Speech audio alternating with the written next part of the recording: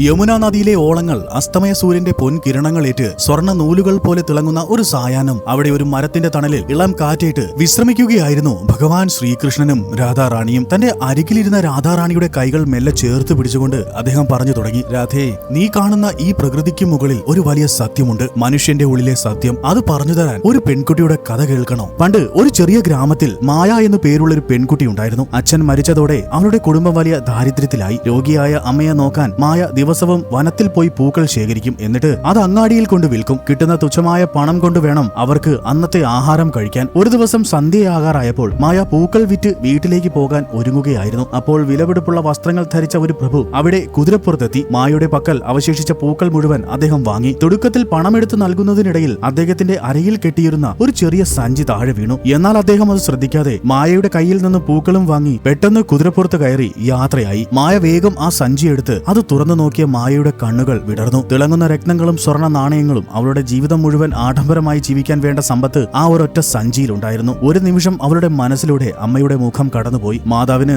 നല്ല മരുന്ന് വാങ്ങാം, നമുക്ക് നല്ല വീടും ഉണ്ടാക്കാം, ഇനി പട്ടിണി കിടക്കേണ്ട, അവൾ ചിന്തിച്ചു. പക്ഷേ പെട്ടെന്നാണ് മായയുടെ കാതുകളിൽ അവളുടെ പിതാവിന്റെ വാക്കുകൾ മുഴങ്ങിയത്. പുത്രി മായേ, അധ്വാനിക്കാതെ കിട്ടുന്ന ധനം അത് വിഷമാണ്. അത് നിന്റെ കൈകളിൽ ഇരുന്നാൽ നിന്റെ സമാധാനം നശിക്കും. ആ രാത്രി മായയ്ക്ക് ഉറങ്ങാൻ കഴിഞ്ഞിരുന്നില്ല. ആ സഞ്ചി അവളുടെ നെഞ്ചോട് ചേർത്ത് അവൾ നേരം വെളുപ്പിച്ചു. പിറ്റേന്ന് സൂര്യൻ ഉദിച്ചപ്പോൾ അവൾ ആ സഞ്ചിയുമായി ഉടമയെ തിരഞ്ഞ് യാത്രയായി. തുടർന്ന് അവൾ ആ പ്രഭുവിന്റെ ഭവനത്തിലെത്തി. അദ്ദേഹത്തിന് ആ സഞ്ചി നൽകി. അത്ഭുതത്തോടെ അദ്ദേഹം ചോദിച്ചു, പുത്രി, ഇതിലെ ഒരു രത്നം വിറ്റാൽ നിനക്ക് നിന്റെ ദാരിദ്ര്യം മാറ്റാമായിരുന്നല്ലോ, നീ ഇതെന്തിനെനിക്ക് തിരികെ നൽകി? ശാന്തമായി മായ മറുപടി പറഞ്ഞു, പ്രഭു, ആരും കാണുന്നില്ലെങ്കിലും എന്റെ ഉള്ളിലെ ദൈവം ഇത് കാണുന്നുണ്ടായിരുന്നു. എനിക്ക് ദാരിദ്ര്യത്തെക്കാൾ ഭയം എന്റെ സത്യസന്ധത നഷ്ടപ്പെടുന്നതിലാണ്. മായയുടെ മറുപടി കേട്ട് ആ പ്രഭുവിന്റെ കണ്ണുകൾ നിറഞ്ഞു. അവളുടെ സത്യസന്ധതയ്ക്ക് പാരിതോഷികമായി ആ കുടുംബത്തിന്റെ എല്ലാ ഉത്തരവാദിത്തങ്ങളും അദ്ദേഹം ഏറ്റെടുത്തു. മായയെ സ്വന്തം മകളെ പോലെ അദ്ദേഹം സംരക്ഷിക്കുകയും ചെയ്തു. കഥ പറഞ്ഞു നിർത്തിയ ശേഷം ശ്രീകൃഷ്ണൻ രാധാറാണിയുടെ കൈകൾ ചേർത്ത് പിടിച്ചുകൊണ്ട് പറഞ്ഞു, രാധേ, ജീവിതത്തിൽ കഷ്ടപ്പാടുകൾ വരുമ്പോൾ അധർമ്മത്തിന്റെ വഴി തിരഞ്ഞെടുക്കാൻ എല്ലാവർക്കും തോന്നും. എന്നാൽ ആ പരീക്ഷയിൽ തോൽക്കാതെ സത്യത്തിന്റെ വഴിയിൽ നിൽക്കുന്നവന്റെ കൈകൾ